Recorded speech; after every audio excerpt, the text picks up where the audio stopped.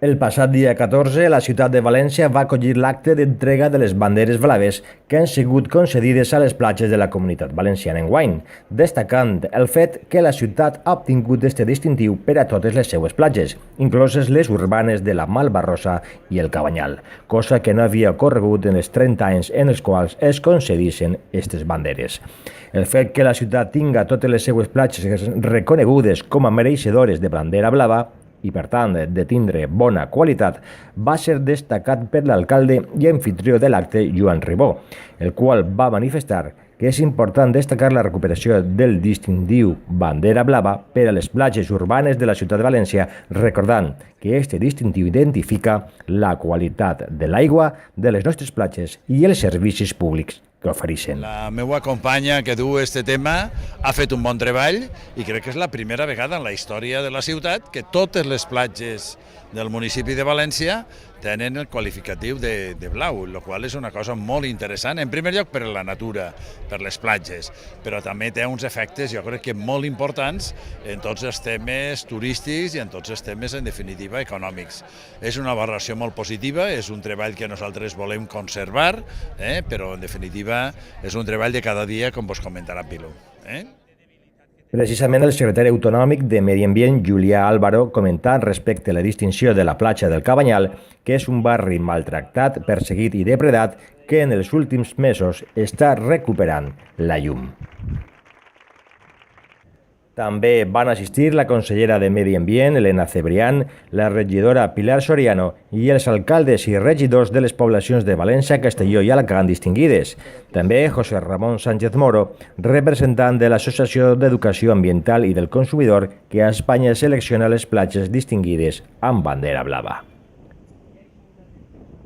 Les platges que han obtingut bandera blava en la ciutat de València són Cabanyal, Malvarrosa, Pinedo, l'Arbre del Gos, el Saler, la Garrofera, la Devesa i el Recatí Perellonet. Per la seva banda, la consellera Cebrián anima als usuaris a que adopten hàbits d'ús també sostenibles i compromisos personals per a cuidar el que tenim. Es muy bienvenido todas las banderas azules por lo que significa de calidad turística y de calidad ambiental, de cuidado y, como decíamos también, que los visitantes, los turistas, los ciudadanos, porque muchas de estas playas como esta que estamos está dentro de una ciudad y eso es una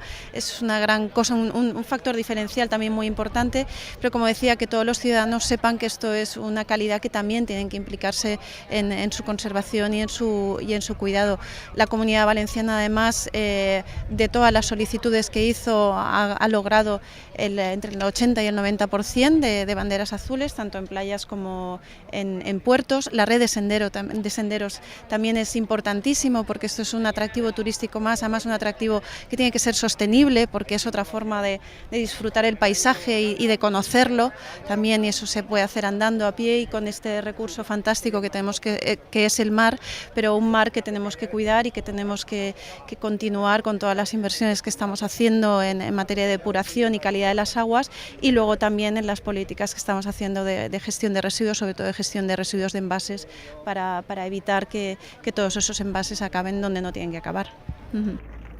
Finalment, Pilar Soriano anuncia que des del 15 de juliol s'habilita una zona per a gossos en la platja de Pinedo, de manera que ja podran acudir tots els banyistes acompanyats de les seues mascotes i poder gaudir de la zona. Això sí, en una zona acotada i sempre que les mascotes estiguin lligades tot el temps.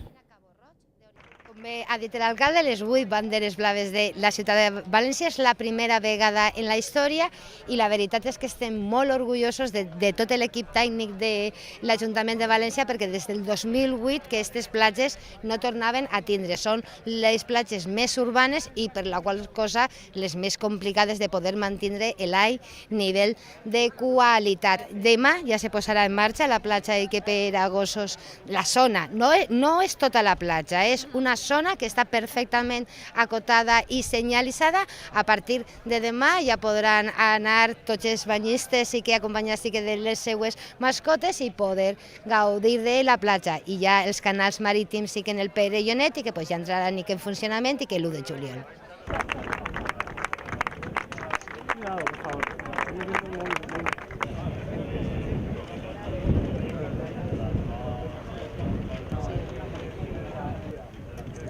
Obviamente no es para mañana.